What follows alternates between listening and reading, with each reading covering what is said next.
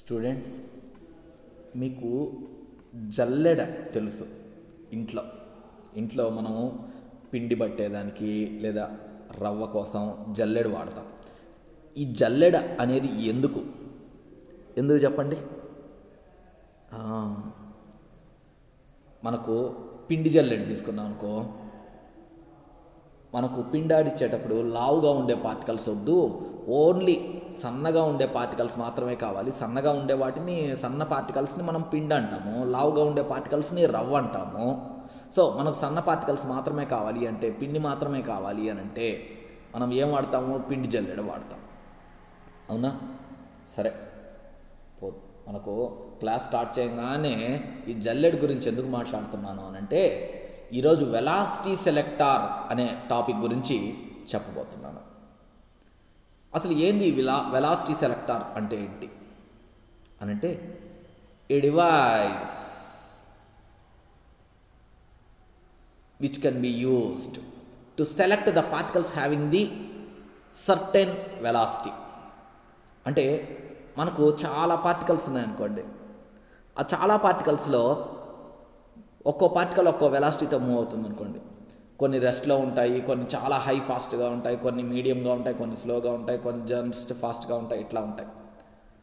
వాటిలో particular velocity, ఈ velocity నుంచి ఈ వెలాసిటీ మధ్యలో, లేకపోతే పర్టికులర్గా ఈ వెలాసిటీ తోటి ట్రావెల్ చేసేటటువంటి పార్టికల్స్ కావాలి అని అంటే మనం వెలాసిటీ సెలెక్టార్ని వాడతాం అన్నమాట. సో ఈ వెలాసిటీ సెలెక్టార్ ఏంటి అని అంటే, to filter the particles having certain velocity. Velocity ఎంత ఉంది అని అంటే ఫిక్స్డ్ కైనెటిక్ ఎనర్జీ ఉండేటటువంటి పార్టికల్స్ అనమాట. ఓకే, సో ఆ వెలాసిటీ సెలెక్టార్ గురించి ఈరోజు క్లాస్లో డిస్కస్ చేద్దాం. దీనికోసం ఏం చేస్తామంటే, ఫస్ట్ ఒక కేస్ని కన్సిడర్ చేద్దాం. దీని ప్రకారం ఏంది అని అంటే, వై యాక్సిస్ డైరెక్షన్లో ఎలక్ట్రిక్ ఫీల్డ్ అప్లై చేసాం అనుకుందాం. ఆ ఎలక్ట్రిక్ ఫీల్డ్ ఇంటెన్సిటీ ఈ బార్ అనుకుందాం. అలాగే మ్యాగ్నెటిక్ ఫీల్డ్ వచ్చేసి మీ డైరెక్షన్లో, అంటే నేను ఇప్పుడు నా ఫోన్ మీద మీకు క్లాస్ చెప్తూ ఉన్నాను. ఈ ఫోన్కి పర్పెండిక్యులర్ డైరెక్షన్లో నా వైపుకి జెడ్ డైరెక్షన్లో మ్యాగ్నెటిక్ ఫీల్డ్ అప్లై చేశాను అనుకోండి. ఆ మ్యాగ్నెటిక్ ఫీల్డ్ యొక్క మ్యాగ్నెటిక్ ఇండక్షన్ వచ్చేసి బి బార్ అని అనుకోండి. ఈ రెండింటికి పర్పెండిక్యులర్ డైరెక్షన్లో, అంటే ఎలక్ట్రిక్ ఫీల్డ్ వచ్చేసి వై యాక్సిస్ డైరెక్షన్లో ఉంది, మ్యాగ్నెటిక్ ఫీల్డ్ వచ్చేసి జెడ్ యాక్సిస్ డైరెక్షన్లో ఉంది. ఈ రెండు ఉండేటటువంటి ప్లేన్ వచ్చేసి వైజెడ్ ప్లేన్. ఈ వైజెడ్ ప్లేన్కి పర్పెండిక్యులర్ డైరెక్షన్లో ఏముంటుందంటే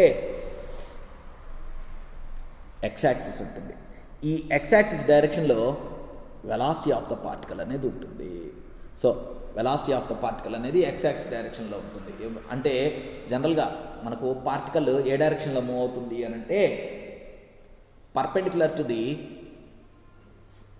plane containing the electric field vector and magnetic field vector. Electric field vector, magnetic field vector ఏ డైరెక్షన్లో అయితే ఉన్నాయో వాటికి పర్పెండిక్యులర్ డైరెక్షన్లో మూవ్ అవుతుంది. ఓకే, సో అది ఎలా అనేది చూద్దాం. చూడండి, మనకు electric field intensity along Z direction, electric field intensity అనేది వై డైరెక్షన్లో ఉంది.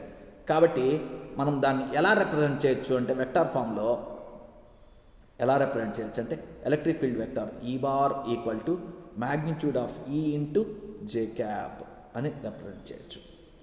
అలాగే జెడ్ డైరెక్షన్ ఎందుకు జే క్యాప్ అంటే, వై యాక్సిస్ డైరెక్షన్లో ఉండే యూనిట్ వెక్టార్ జే క్యాప్, ఎక్స్ యాక్సిస్ డైరెక్షన్లో ఉండే యూనిట్ వెక్టార్ వచ్చేసి ఐ క్యాప్, జెడ్ యాక్సిస్ డైరెక్షన్లో ఉండేటటువంటి యూనిట్ వెక్టార్ వచ్చేసి కే cap.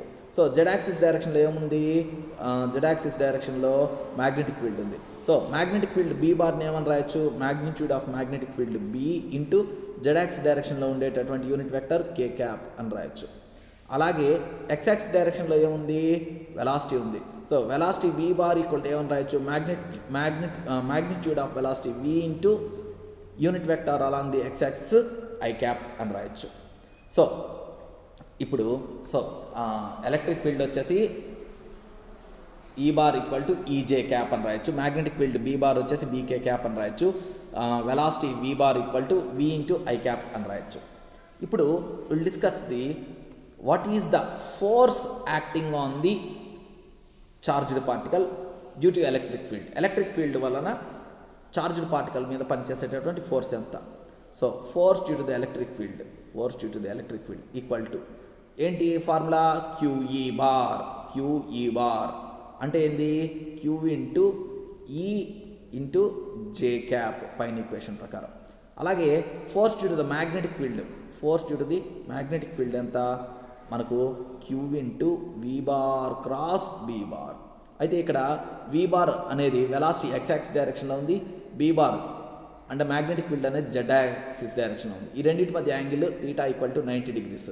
Theta equal to 90 degrees ఎప్పుడైతే అయిందో sine theta equal to sine 90 equal to 1 అవుతుంది. Therefore force due to the magnetic field ఏమవుతుంది? QVB లేదా BQV అని రాస్తాం. అవునా? BQV అని రాస్తాం. అయితే నేను వెక్టార్ ఫామ్లో రాయకుండా, స్కేలర్ ఫామ్లో రాయకుండా, మ్యాగ్నిట్యూడ్ ఫామ్లో రాయకుండా నేను వెక్టార్ ఫామ్లోనే ఉంచుతాను. ఎందుకు ఉంచుతాను అట్లా అనేది మీకు అర్థమవుతుంది. So force due to the magnetic field ఏమవుతుందంటే is equal to Q into V bar అంటే V into I cap cross B bar అంటే magnetic field into K cap. ఇట్లా రాయొచ్చు. సో నేను దీని నుంచి ఏమని రాయొచ్చు అంటే force due to the magnetic field ఏమని రాయొచ్చు అంటే QVB. QVBలు magnitude of the velocity V వచ్చేసి బయట రాయొచ్చు, magnitude of the magnetic field B వచ్చి బయటకు రాయొచ్చు. అప్పుడు ఏమని రాస్తాను చూడండి.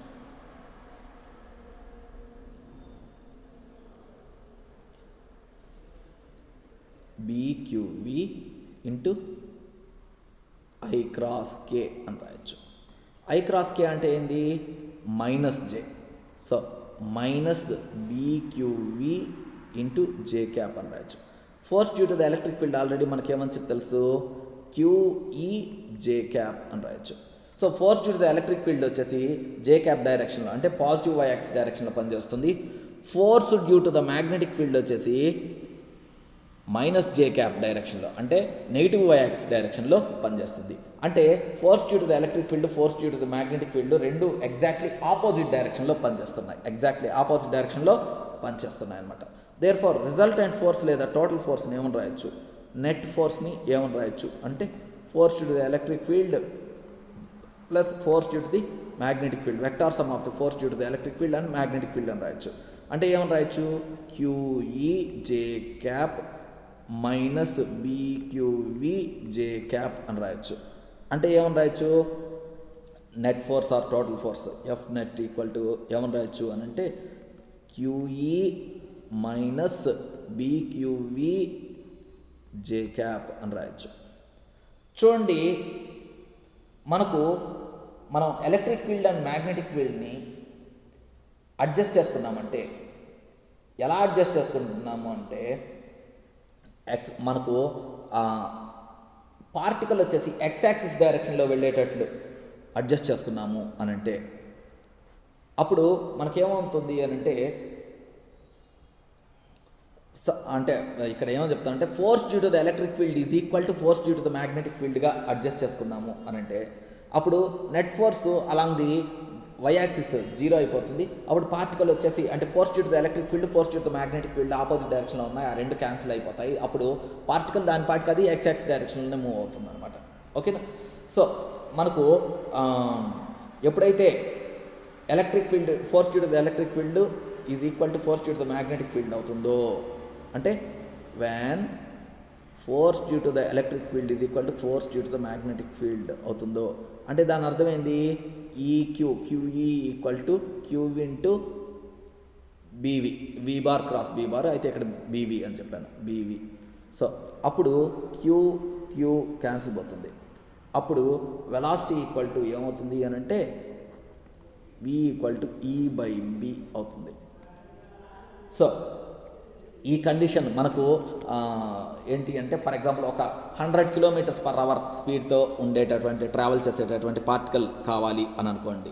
అప్పుడు మీరు ఈ మీరు అప్లై చేసేటటువంటి ఎలక్ట్రిక్ ఫీల్డ్ మ్యాగ్నెటిక్ ఫీల్డ్ ఎలా అప్లై చేస్తారంటే force due to the electric field is equal to force due to the magnetic ఫీల్డ్గా ఉండాలి. అలాగే E/B చేస్తే 100 రావాలి. అలా చేస్తే మీకు ఏంటి అని అంటే ఓన్లీ 100 km/h స్పీడ్ ఉండేటటువంటి పార్టికల్స్ మాత్రమే మీరు తీసుకోగలుగుతారు అన్నమాట. సో ఈ ద కండిషన్ ఫర్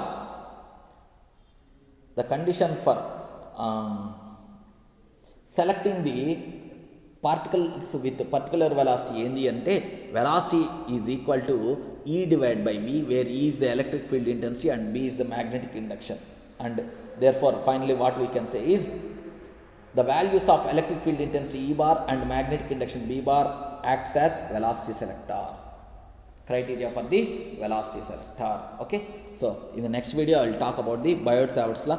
ఈ చాప్టర్లోంచి గత 6 years నుంచి ఓన్లీ 4 marks క్వశ్చన్స్ అడుగుతున్నారు. సో 4 marks క్వశ్చన్స్కి ఎగ్జామ్ పాయింట్ ఆఫ్ వ్యూలో చాలా ఇంపార్టెంట్. సో ఒకటికి ఈ 4 marks క్వశ్చన్కి వెలాసిటీ సెలెక్టర్ అనేది చాలా ఇంపార్టెంట్. సో జాగ్రత్తగా చూసుకోండి. ఓకే, నెక్స్ట్ ఇది కూడా చాలా ఇంపార్టెంట్. నెక్స్ట్ చెప్పబోయే కాన్సెప్ట్స్ అన్నీ చాలా ఇంపార్టెంట్ ఎగ్జామ్ పాయింట్ ఆఫ్ వ్యూలో and further studies point of వ్యూలో. Okay, thank you.